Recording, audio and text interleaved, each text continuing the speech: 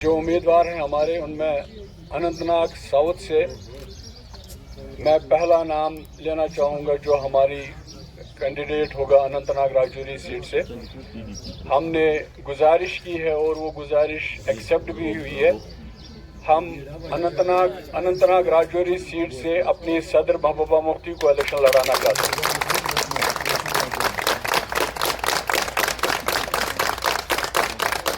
उसके बाद जो सेंट्रल श्रीनगर वाली सीट है उस पर हम अपने नौजवान वहीद रहमान पर्रा को इलेक्शन लड़ाना चाहते हैं। उसके बाद नारद वाली सीट बारामूला सीट जो है उससे हम फयाज अहमद मीर को इलेक्शन लड़वाना चाहते हैं। इसके बाद मैं गुजारिश करूंगा अपनी सदर महबूबा मुफ्ती साहिबा से, वो आपके साथ 2 मिनट बात करें। आइए इधर। हमारी जो पार्लियामेंट्री बोर्ड के चेयरमैन हैं उन्होंने अनाउंस किया कि श्रीनगर से हम तीनों नशिस्तों पे अपने कैंडिडेट खड़े कर रहे हैं और जम्मू में जो और बाकी जगह जो है हम कांग्रेस को सपोर्ट कर रहे हैं। और जैसा कि आप जानते हैं कि इस वक्त हम इंडिया अलायंस को इसलिए सपोर्ट कर रहे हैं कि जो पूरे मुल्क के जो हालात हैं, जो मुश्किलात हैं, जिस तरह आइन की धज्जियां दिन ब दिन उड़ाई जा रही हैं, जिस तरह पूरे मुल्क में एक बहुत ही मुश्किल किस्म का, खतरनाक किस्म का माहौल बना हुआ है, जहां माइनॉरिटीज़ के साथ दिन दहाड़े जो है उनके साथ बहुत जुल्म हो रहा है, बेरोजगारी बहुत बढ़ रही है, महंगाई हो गई है। तो इसलिए हमने सोचा कि हम उस पार्टी को, उस अलायंस को साथ देंगे जो जम्मू कश्मीर के जो हमारे हालात हैं उसको भी मद्देनजर रख के आगे चल के जो है सही फैसले ले सके। तो यहाँ भी हमने कोशिश की थी, जैसा कि आप सब लोग जानते हैं, मेरी दिली ख्वाहिश थी कि हम यहाँ मिलजुल के चलें और इसके लिए मैंने पहले से अंत तक कोशिश की। जैसे मैंने पहले भी कहा कि बॉम्बे में भी मैंने यही कहा कि हमारे जो फैसला जो जम्मू कश्मीर की सीट्स का होगा वो फारूक साहब करेंगे और हमें उनके फैसले से गिला नहीं है कि वो तीनों सीटें लड़ना चाहते हैं, हमें उससे गिला नहीं। मुझे गिला ये है कि उन्होंने हमें पूछना भी गवारा नहीं समझा, हमारी राय लेना भी गवारा नहीं समझा, और बजाय इसके कि हमें बुला के अपनी जगह ये फैसला सुनाते, पब्लिकली इसको अनाउंस किया, जिसकी वजह से हमारे लिए कोई रास्ता नहीं बचा। क्योंकि हमारा वर्कर बहुत ही ज़्यादा मायूस और डिमोरलाइज हो गया जब उसको ये बताया गया कि तुम्हारी पीडीपी की जमा ख़त्म हो गई है, इसका कहीं नामो निशान नहीं है। तो आज आप सब जानते हैं कि जो साउथ की कॉन्स्टिट्यूंसी है इसमें कश्मीरी, मेरे गुजर भाई, मेरे पहाड़ी भाई, हमारे हिंदू लोग जो राजौरी के इलाके, नौशहरा के इलाके, मैं सबको गुजारिश करूँगी, मेरी सबसे गुजारिश होगी कि इस वक्त जम्मू कश्मीर बहुत मुश्किल हालात से गुजर रहा है। खासकर 370 को गैर आईनी तौर से ख़त्म करने के बाद जो हमारे हालात हुए हैं, जम्मू कश्मीर बिलखुसूस कश्मीर वादी एक जेल की सूरत इख्तियार कर चुका है।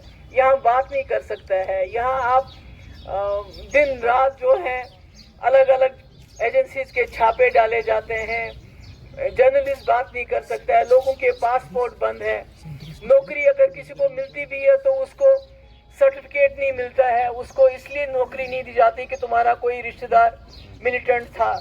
तो बड़ा मुश्किल माहौल है। तो ऐसे में बात करना बड़ा मुश्किल, बात करना ही जुर्म बन गया है।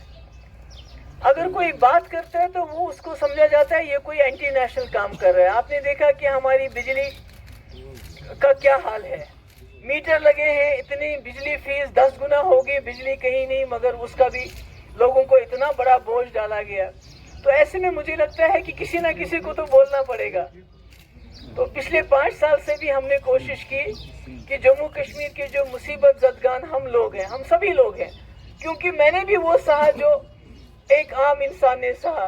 बंद भी हो गए, पीएसए भी लगा, पासपोर्ट भी बंद किया गया, घर से भी निकाला गया, ईडी ने भी बुलाया, और यहाँ वहीद रहमान पर्रा है। मेरे ख्याल में अगर कश्मीरी नौजवान को देखना हो कि उसने क्या क्या सहा, खासकर 2019 के बाद तो मुझे लगता है वहीद रहमान पारा से कोई बड़ी बेहतर मिसाल नहीं हो सकती है। जेल रहा, टॉर्चर इसने सहा, इसके फादर को इसके गम में कैंसर हो गया, इसको उसके साथ बॉम्बे जाने नहीं दिया उसके इलाज के लिए।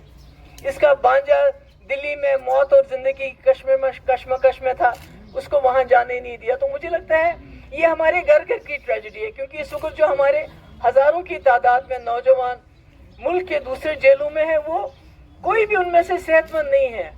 काफियों की सेहत बहुत खराब है। जैसे मैं बार बार जिक्र करती हूँ मलकनाग अनंतनाग का जो एक लड़का जिसको 3rd स्टेज में इस वक्त कैंसर है, वो कहते हैं उसको यहाँ लाभ नहीं लाते। तो ये सारी मुश्किलात हैं। हमारे फयाज मीर साहब हैं जो हमारे राज्यसभा मेंबर थे, किसी वजह से जो मैंने इनको ये कहा था कि आप जब 2019 में 370 खत्म किया गया तो आपको इस्तीफा देना है, तो इन्होंने इस्तीफा नहीं दिया, तो मैंने इनको पार्टी से तब खारिज कर दिया था।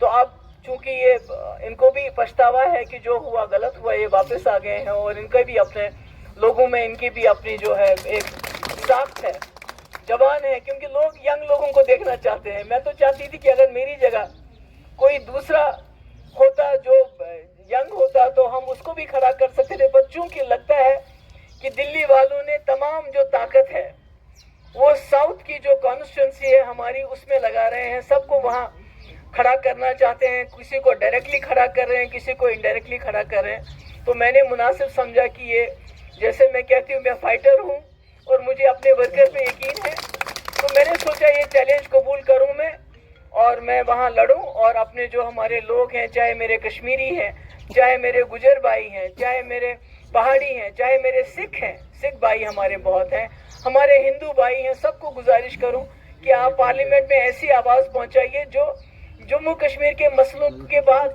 के बिना किसी खौफ के बेबाकी से बात कर सके, तर्जुमानी कर सके। बहुत बहुत शुक्रिया।